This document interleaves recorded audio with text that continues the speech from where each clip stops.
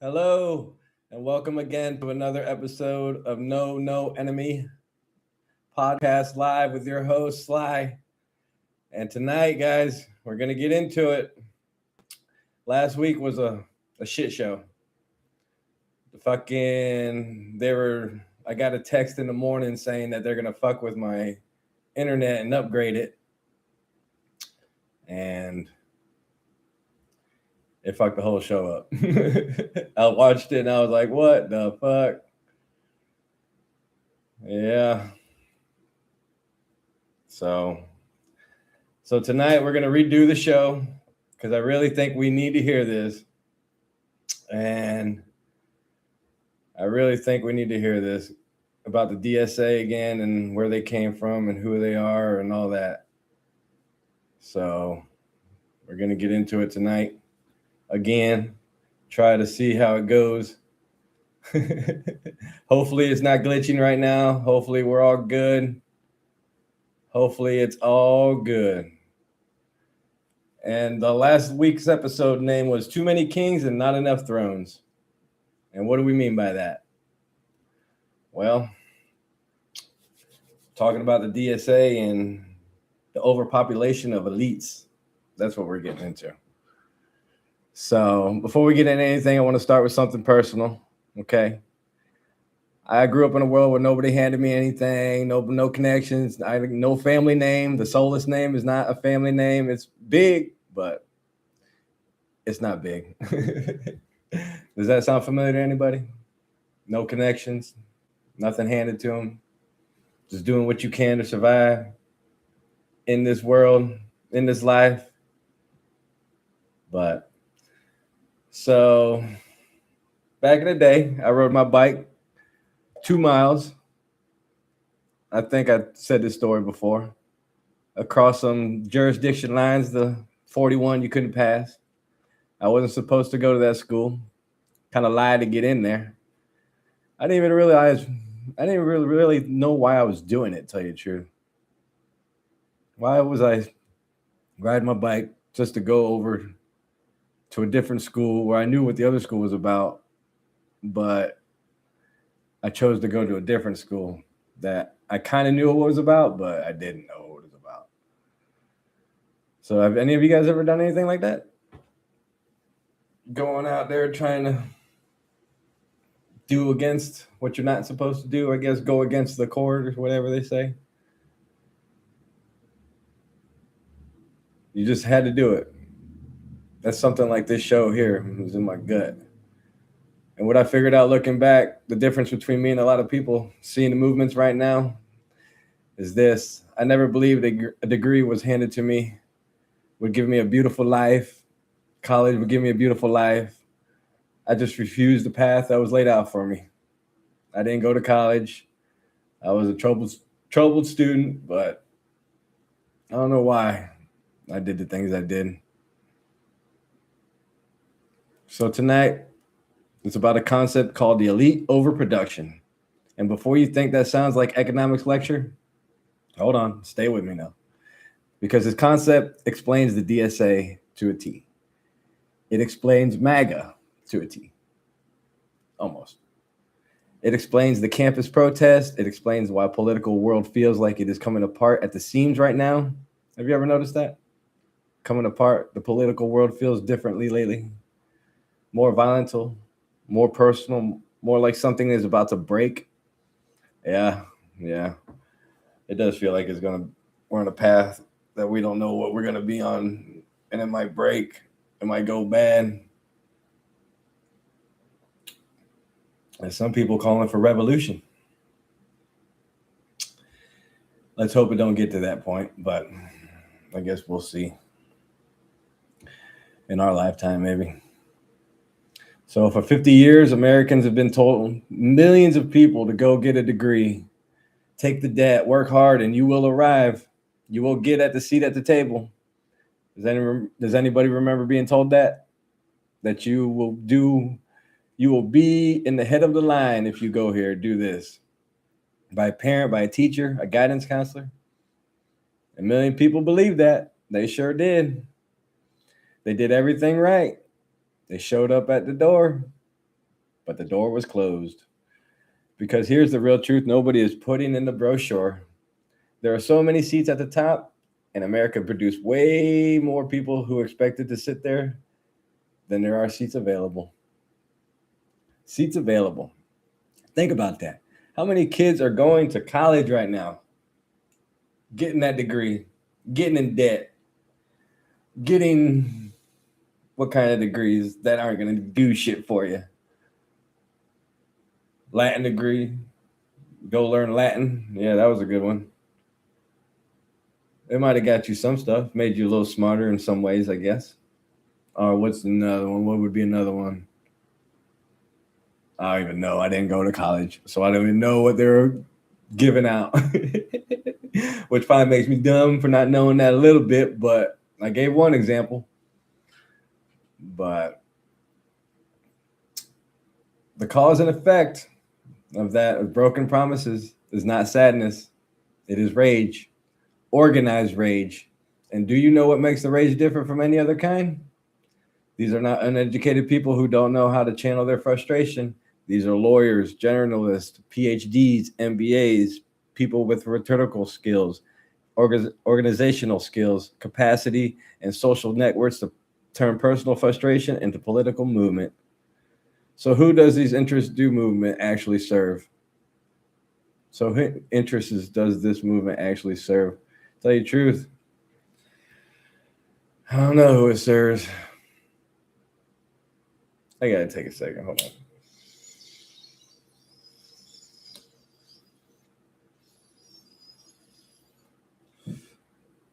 I'm trying to try something different tonight, but let's see how it goes when I watch it. Tell me how it goes. If you like tonight's episode, I'm trying a little different tonight, but we'll see how it goes. So they're not just regular people. These people know, they're smart. They know what they're doing, and they know how to fucking talk right. So Peter Turchin is a historian, okay? He studied the collapse of civilizations across 3,000 years.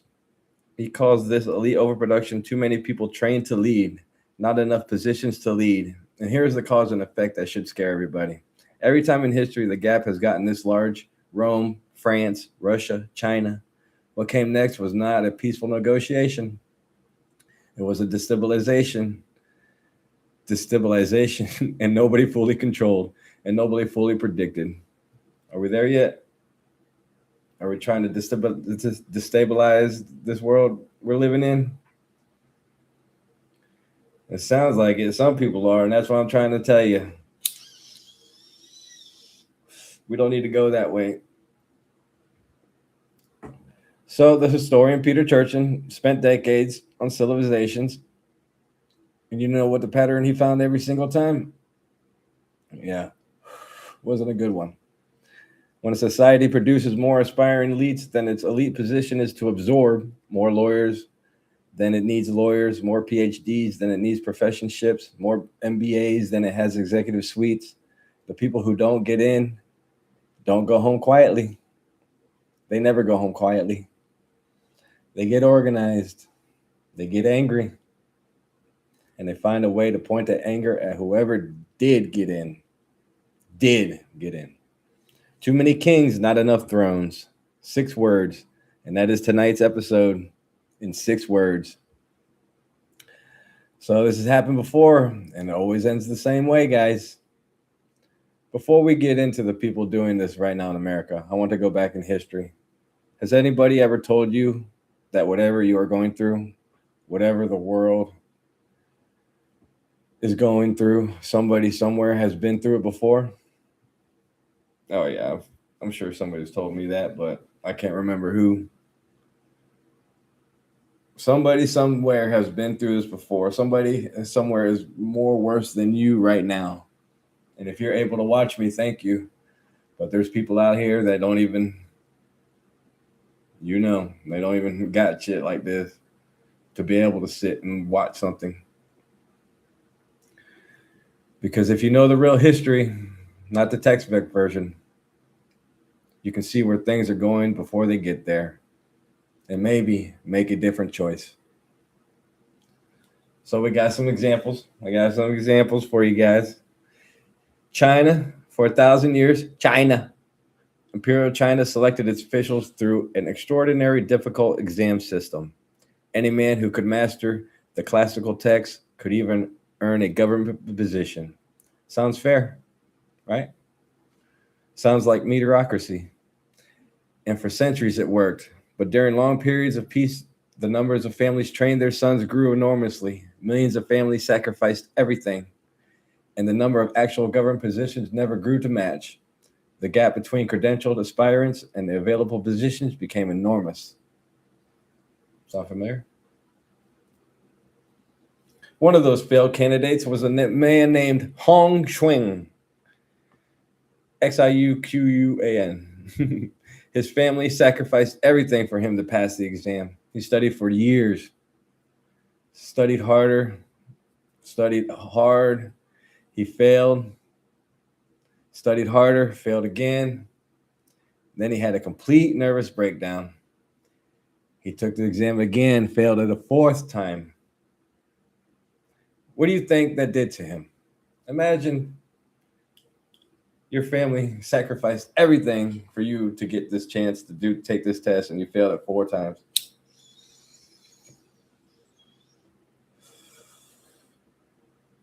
Yep, no bueno.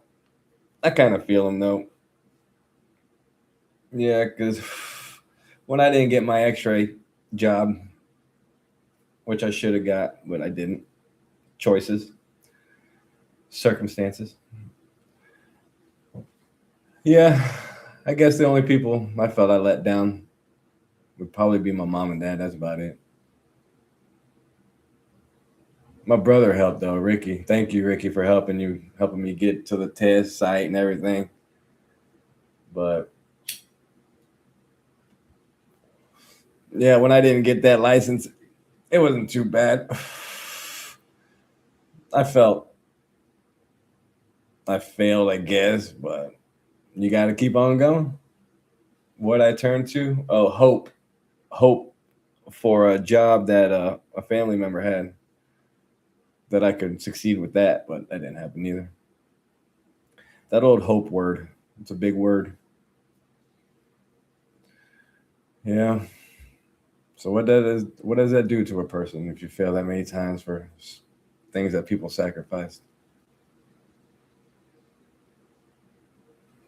And out of that broken expectation, the collapsed identity. He declared himself the son of a God and the brother of Jesus Christ after his fucking psycho attack, I guess, his panic attack, and launched the deadliest civil war in human history. Between 20 to 70 million people dead. 70 million people because one man's credential didn't get him in the door he believed it was supposed to. That is what blocked ambition at scale produces. Not gradually, not suddenly. He burned the whole bitch down because he couldn't get in. They sure did listen to him for a little while, didn't they? 20 to 7 million people dead. That's a lot. Wow, that's a lot. Let's take another example. Rome, the late Roman Republic, the number of wealthy aristocrat families grew dramatically, while the number of top positions stayed exactly the same. The legitimate path to power got more crowded every generation. What do you think happens when ambitious people run out legitimate paths? Well, in this situation, they built private armies, used political violence. Julius Caesar was not an outsider fighting the establishment. He was the establishment. But he was competing with other equal powerful aristocrats for a fixed number of positions at the very top. So what happened when the path got blocked? He crossed the Rubicon, and the republic, the democracy, never recovered. I wonder if that sounds like anything happening right now. Another one, France, 1789. And here's the part they don't tell you in school. The French Revolution was not led by peasants. It was led by lawyers. Robespierre was a lawyer. Danton was a lawyer. Marat was a doctor. The entire National Assembly, composed of educated professionals who had been through France's expanding university system and found the top positions closed to them by a rigoted aristocracy. Aristocracy. What the fuck? I can't read today. They were not poor. They were credentialed. They were frustrated. Hey, buddy. Knox. What are you doing? Quit. They were not poor. They were frustrated and they were organized. And when they finally got the power, the reign of terror, the guillotine, the one that 17,000 official executions, including eventually each other.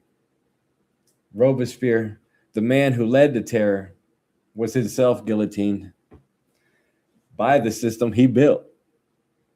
What does that tell you? What does that tell you about what happens when frustration, ambition finally gets power it was fighting for?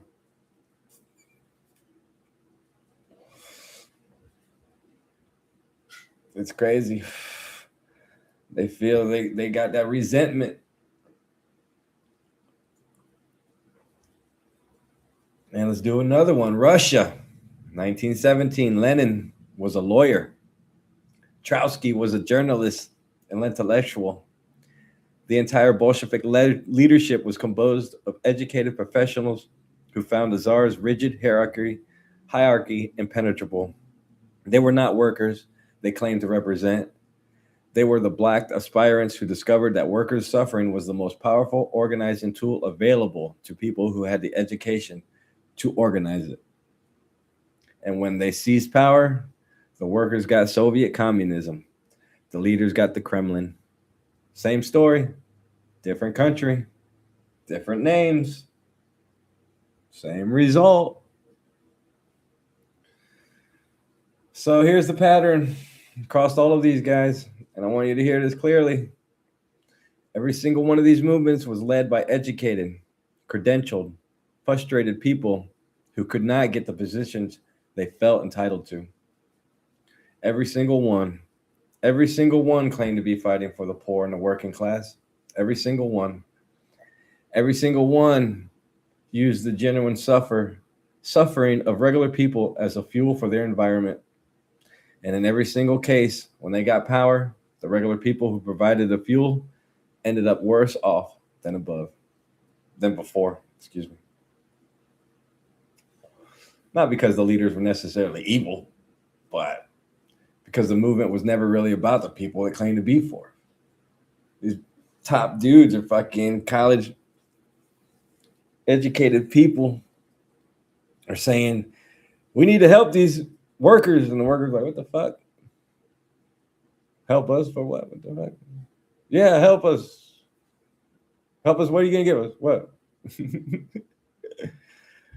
It was about the leaders getting into the room they had been locked out of. And once they got in the door, the door closed behind them with different names on the same closed doors. So when a movement says it's for you, how do you know it actually is? And what is the test? See, that's where I get into. You gotta know what you're getting yourself into by voting, I guess.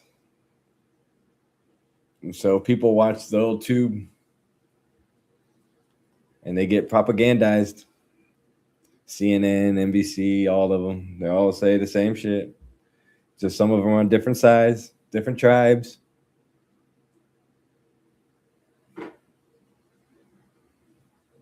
And like, you got to do your homework. If you're going to vote for a person, you got to see who they're in cahoots with. Those motherfuckers probably be telling you this, but then they're getting land ready for a data center or something and not telling nobody, and they're signing all the papers, getting ready for it. And they don't even tell you. Is that who you want? Somebody lying to you, signing things over and not even telling you shit? Do your homework. Look at who they're with. Look at what they stand about. in their past. I guess you got to look at their past, I guess, because past shows the future. And the old boy I was talking about during the show, Matt the Welder, he lost, which sucks. Who knows? But he was getting information out there. He was putting all these names on papers and showing you where they came from, what they do, all that. Who they're funding. It was crazy. And he still lost. I didn't see nobody else doing that. But the people propagandized the NIBYism. Not in my backyard. It's crazy. Have you ever gave loyalty to something and turned out to be using you? Yeah. Nice. Come on, buddy. It's okay. What are you doing? Quit.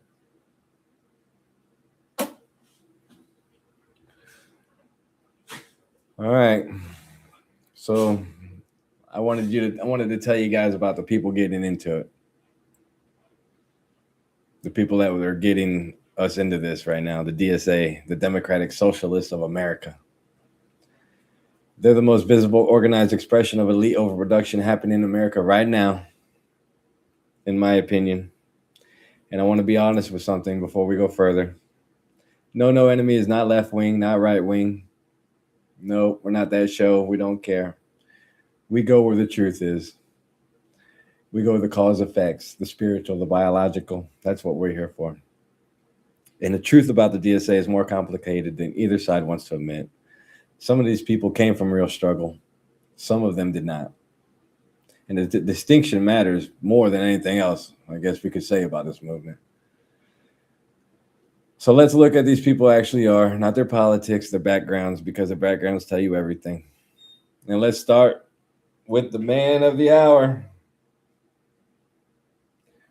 Zohran Mamdani, new mayor of New York City, froze rent 40%, talks about inequality every single day. So who is this man really? His father holds an endowed chair at Columbia University, one of the highest paid academic positions in the world. His mother was a world-famous filmmaker whose movies have screened at the Cannes. A political strategist said he grew up with 3 silver spoons in his mouth. Mamdani himself calls his upbringing a privilege, calls himself a Nepo baby. Went to one of the most elite exam-based schools in America, then went to Bowdoin College, $60,000 of tuition a year, pretty high. So here's the honest question, guys. Is Mamdani angry at the rich because he was locked out of their world, or because he was born inside their world, close enough to see it clearly? And maybe something about that, what he saw bothered him. Those are 2 completely different things, and they produce 2 completely different kinds of leaders. Another one, Abdul El-Sayed, just won the Michigan Democratic Senate primary. Ooh, Michigan, you guys are going through it right now, ain't you? Dearborn, I've been seeing a lot of clips. You guys are fighting back. That's good. We're going to get into that one. Maybe next week. We'll see. But, yeah, it's going crazy in Michigan. DSA backed. His father grew up the son of a vegetable seller in Alexandria, Egypt. Raised in a 1-bedroom apartment near the fish market. Came to America. The part of his American dream worked exactly as promised. But then Abdul's story takes the elite overproduction turn. Abdul graduated from the University of Michigan with the highest distinction, won a Rhodes Scholarship, went to Oxford, got his MD from Columbia, was personally told by Bill Clinton himself that he had a natural gift for speaking. So what'd he do? The ego ran for governor of Michigan and lost. He has every credential imagined. Every door should have opened. And instead of those credentials, producing the position he was destined for. He is channeling that energy into a movement that he wants to tear down the very institution his credentials were supposed to get him into. Is this a man fighting for the working people? Or a man whose credentials didn't deliver what they promised and found a movement that gave his ambition a new direction?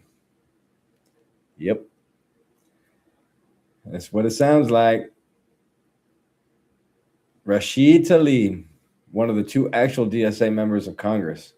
And here's where I have to be honest, because no enemy always goes where the truth goes. Rashid Tlaib does not fit the elite overproduction theory. Oldest of 14 children in a working-class Palestinian immigrant family in Southwest Detroit. Both parents worked on the Ford assembly line. First person in the family to graduate high school. Paid her own way through Wayne State and then law school. She experienced real poverty growing up. She is not a blocked elite. She is someone who clawed their way up from the actual bottom and used that law degree she earned as a weapon against a system she experienced as hostile from childhood. This is fundamentally a different story, and it matters. Another one that matters, Alexandria Ocasio-Cortez. AOC, I probably said that wrong, also breaks the theory. And I want to say it clearly because intellectual honesty is what separates this show from everything else out there. Born in the Bronx to Puerto Rican parents, father died while she was in college, had to bartend and waitress to help her family avoid losing their home. And as one of the most recent financial disclosures, assets worth a maximum of $66,000, student debt loan to $50,000, does not own a home. One of the poorest members of Congress. AOC did not come from privilege and get blocked. She came from the bottom and is still fighting her way up. Her anger at the system comes from living inside its failures, not being rejected at its entrance. So why is she in the same movement as Mamdani? And what does a movement mean that the same movement contains both of them? Yeah, and that's the difference. The riches and the poorers are in the same boat, but they didn't live the same life. Now, here's the data Actual says about the DSA. Is a movement. The most common profile of a DSA member in 2026 is a person with a postgraduate degree making between 30 to 60 a year. Someone who went all the way through the education pipeline and came out the other side with debt, with a career was supposed to be. The DSA grew from 8,000 members in 2016 to 120,000 in 2026. That growth did not come from the working class. It came from the credentialed class that got left out. And that's exactly what Turchin predicted. So is this workers' movement, or is it a movement of people who expected to be managing the workers and never got the chance? I'm sure some of them have had power to tell people what to do before in their life, but never to the power they wanted. And then they have time on their hands. They have money on their hands. So they can create a movement and try to get the power they want. So 4 people, same movement, completely different entry points. Mamdani, born privileged, saw the system from inside, chose to fight it. El Said, immigrant father's son, every credential imagined, still has arrived where he expected. AOC came from nothing, still has almost nothing. Fighting from lived experience. Tlaib, 14 kids, assembly line parents, first to graduate high school, fought her way to Congress. Save movement, 4 completely different stories about why they are in it. So which story wins the actual get real power? The credentialed one who expected to arrive and didn't, or the one who came from the bottom and never forgot it? History has an answer to that question. And folks, it's not comfortable. Is the DSA a working class movement or what? Or do we think it's a blocked elite movement that learned to speak in a working class? Yeah. They know what to say right now. They definitely know what to say right now. And that's why you need to check who's actually leading it. So now we know who the people are, the ones who got the power or trying to get the power, the elite overproduction. So what about the people who fought back? The workers who fought back. Now I want to add something most people leave out of this conversation entirely. We talked about the black elites who led socialist revolutions. We talked about those revolutions produced, but we have not talked about the actual workers, the regular people who looked at what was socialism was doing to their lives and said no, who pushed back, who organized resistance, and what happened to them when they did. Because here's the part that never makes it to the political speeches. The people the socialist movements claimed to be fighting for were often the first people those movements turned on when they got power. Think about that.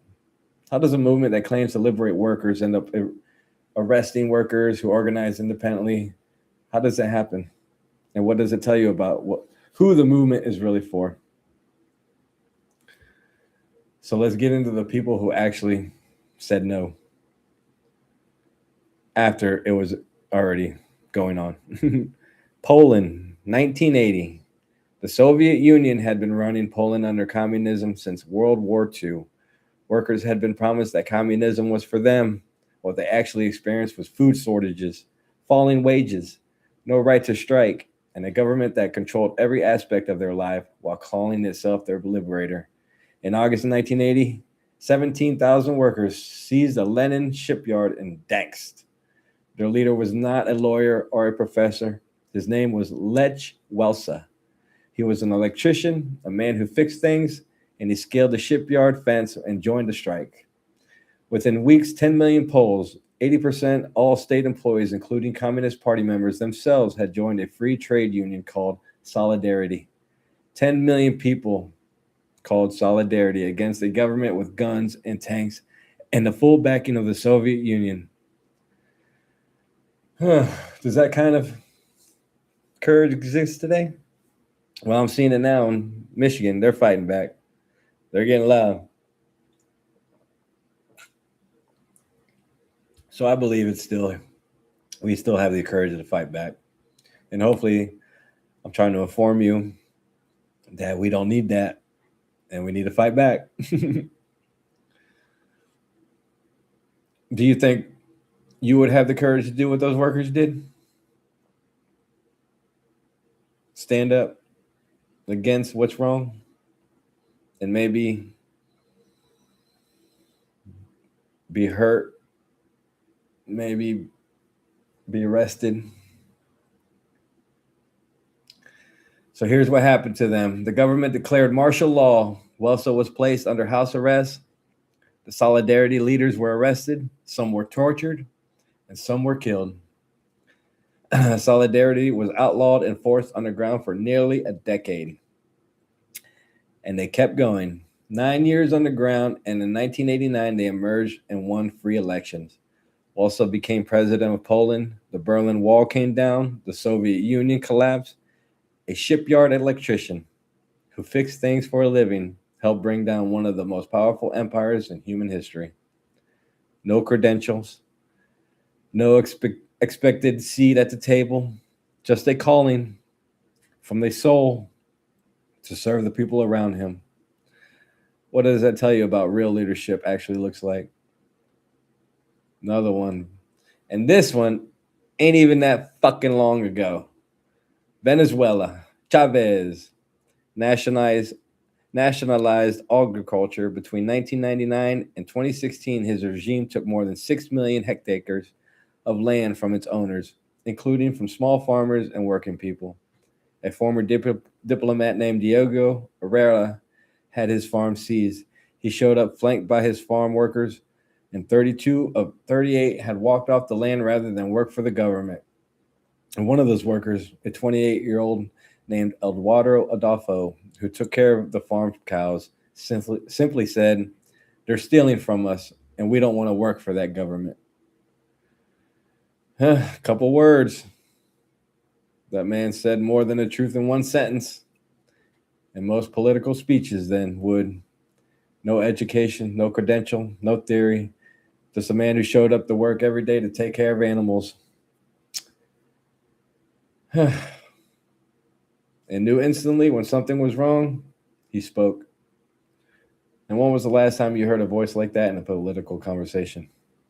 An actual working person, not the credentialed person claiming to speak for the working person.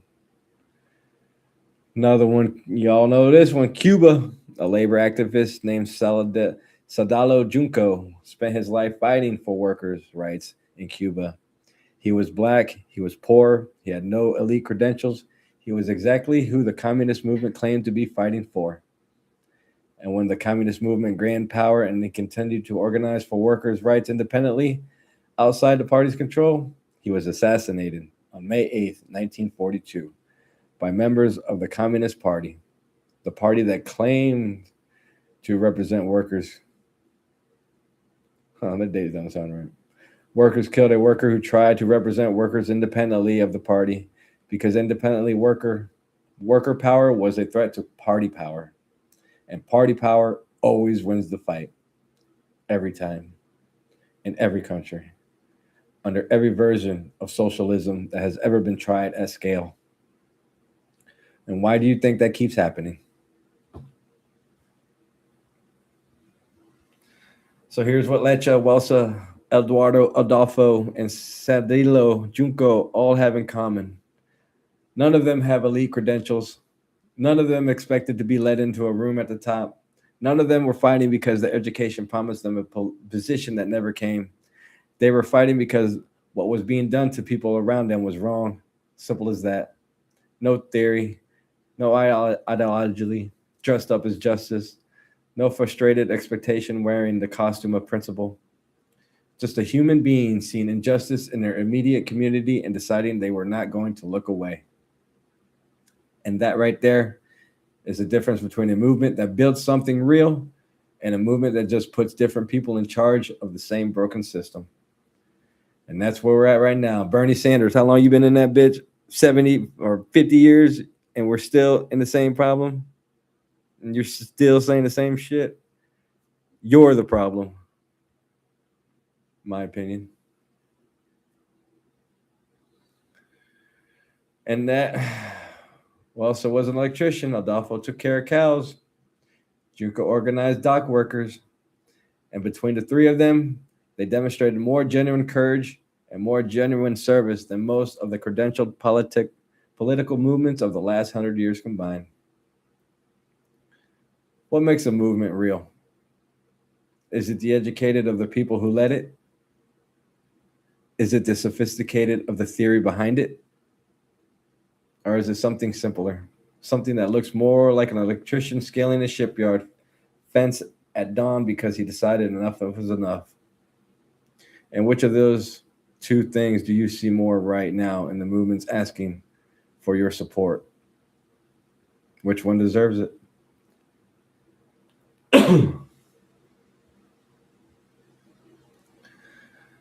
So, you know us, we like to talk about the biology and the spiritually of everything too. So I want to get personal again. Still in the rut, I will just say. The podcast, it is what it is right now. And future, it will grow. I know it will grow. We all know it will grow. The funds aren't still there. Will's not here. And who knows if he's coming back. Get better, Will. And some days it feels like the door is not opening. I have to be honest with myself about the difference between those two things. Am I building something or am I organizing my frustration? Because both of them take the same energy, the same intelligence, the same fire, but only one of them actually changes anything.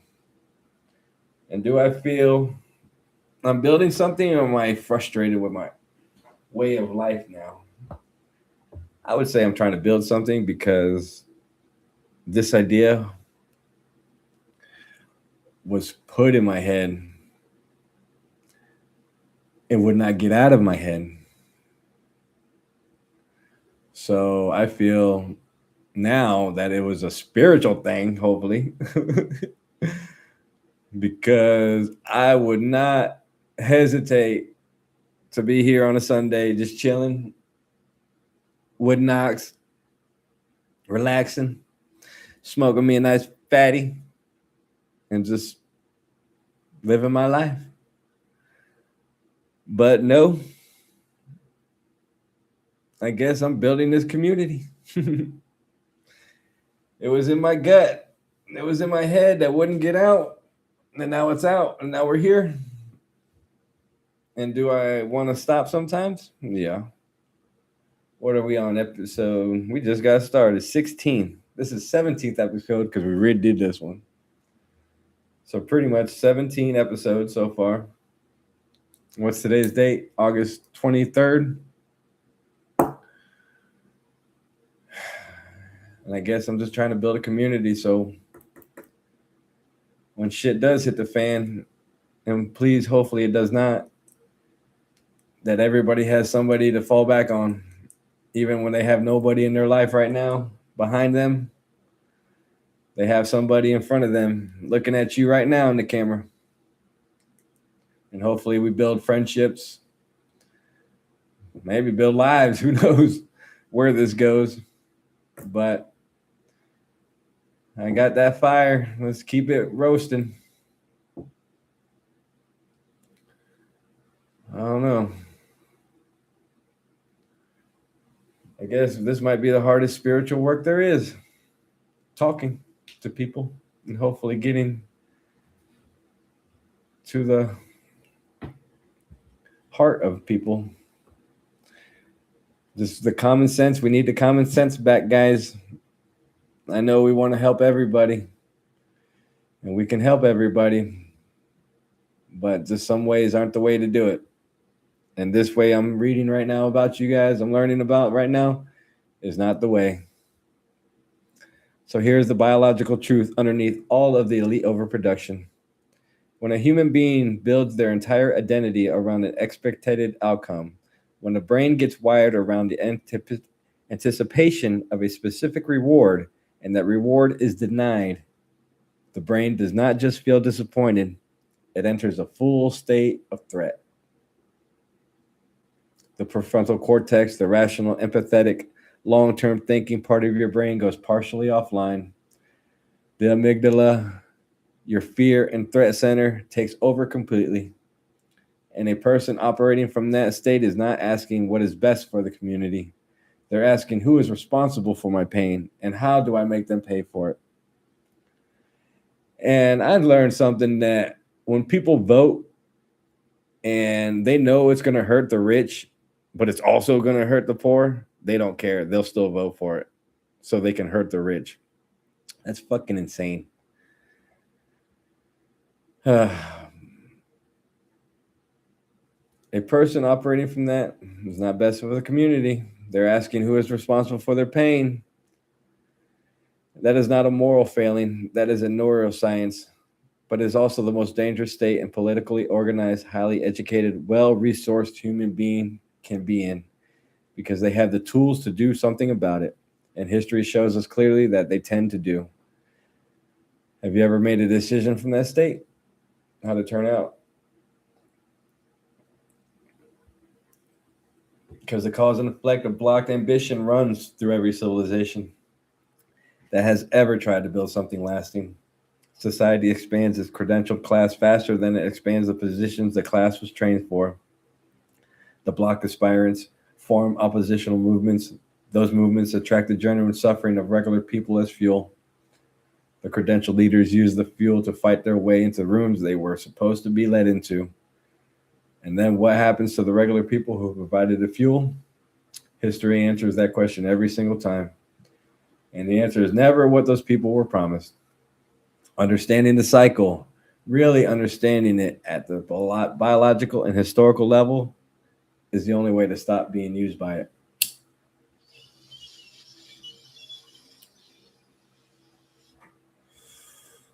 Scary one coming up, guys. These elites are about to be hitting a wall here in a second about this AI. It's accelerating the cycle faster than previous technology in history.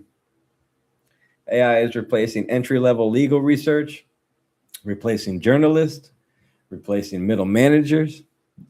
A CEO at Fiverr sent an internal email saying, quote, "I'm not talking about your job. I am talking about your ability to stay in your profession," end quote.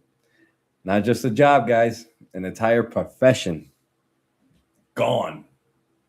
If you take people who are already frustrated, already credentialed, already blocked, already organizing, and then remove the last position they could fall back on, history has given us the answer to what comes next over and over. And it is not comfortable. So an AI conversation is asking loud enough when the credential class loses its last landing spot. Where does all of that organized frustration go? The politics. Get the power. Control the people. Here's the spiritual truth, guys. And I want to pull from multiple traditions tonight because the truth is too important to belong to just one. The Bible, Book of Proverbs, says pride goes before destruction and a haughty spirit before a fall. And here's the part people always miss, that the warning is not just about the people who are already at the top. It is equally directed at the people who believe they deserve to be there and were not let in. The pride is just as dangerous and just as consistently destructive across every civilization that has ever tried to build something worth keeping. The Buddhist teaching on attachment says the suffering is always rooted in clinging to outcomes, to positions, to the identity built around arriving somewhere they never comes. Is there something you're clinging to right now that's costing you more than you realize? I'm starting to realize I'm clinging on to stuff. But we'll see how that goes. The Stoic philosopher Epictetus who was born a slave and never had credentials or position, said, quote, "Seeking not that things happen as you wish, but wish for things to be as they are."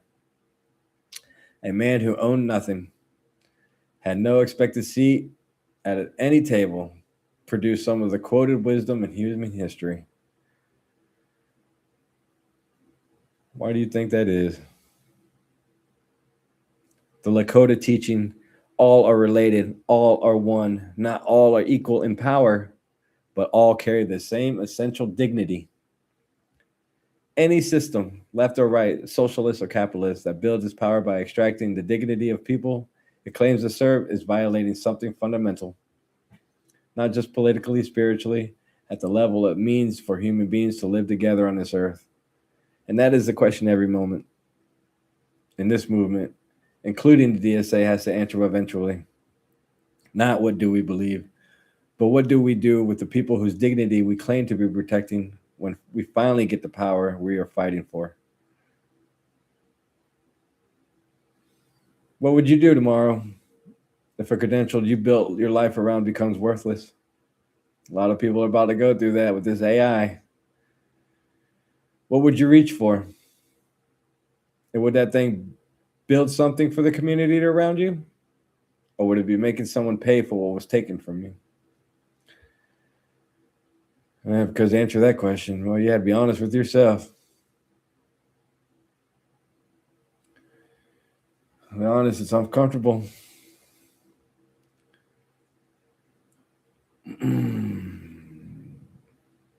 So what's the difference between Lech Walesa and Robespierre? Between a man who built something that outlasted him and a man who was guillotined by his own revolution. So here's what tonight comes down to. America has been mass producing people who were told they were destined to lead, and the system has not produced enough seats for all of them. And the ones who got blocked The ones who did everything right and still couldn't get in are now organizing into political movements on the left and the right. And the regular people whose genuine suffering is the fuel for those movements need to be asking one question. When this movement gets the power it is fighting for, what happens to me? To you. Not to the leaders. To you. The worker, the farmer, the person who showed up not because I was promised a credential, but because I was promised justice.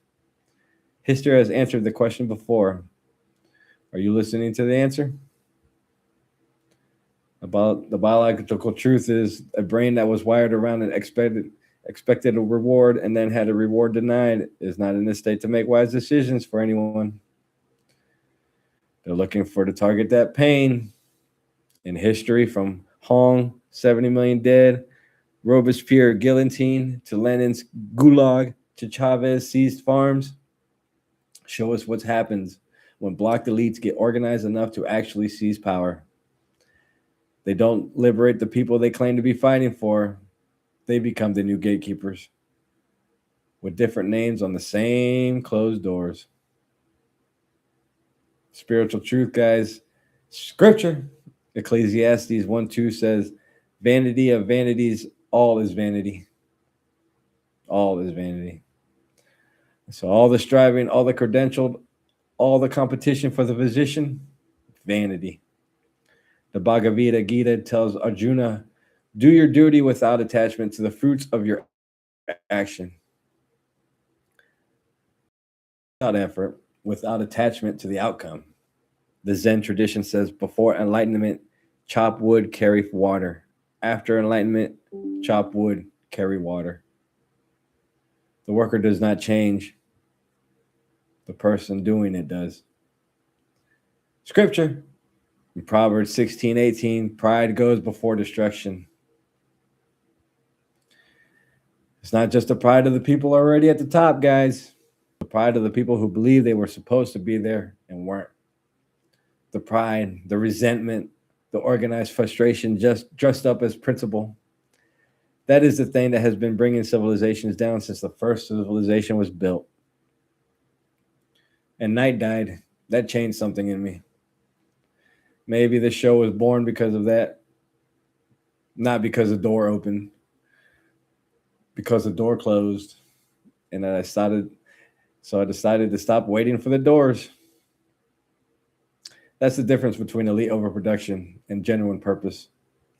Elite overproduction says it was supposed to be let in and wasn't. So I'm going to make the people who kept me out pay for it. Genuine purpose says I do not need to be let in. I'm building something that belongs to me. Something they cannot take. Something that serves the community I actually care about. And that right there is No Enemy podcast live. Not to get into the room, to build a community. So real, so honest, so deeply connected, heart to heart. The room becomes irrelevant. So are you building something right now? That doesn't require any permission from anyone? Are you working on that belongs to you? I guess I am. Build this community. Get it going.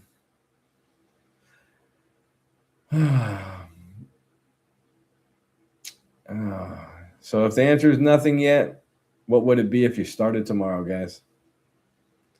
Just take the first step. Who cares what people say? Who cares how people are going to look at you? Just do it. Because the world that comes after this one, whatever it looks like, will be built by the people who kept building when every door was closed, not by the people who burned the doors down. Guys, I'm Sly, and that's tonight for you. No Enemy podcast live. Will, get better. Get well, brother. So the community, we're trying to build it. We're trying to grow. So when people start listening, whoever's listening, share this one. because somebody's sitting blocked right now in ambition, organizing their resentment, and needs to hear that building is always better than burning. So with that, guys, you guys have a wonderful night. You know what you're doing. Shine bright. Have a good night.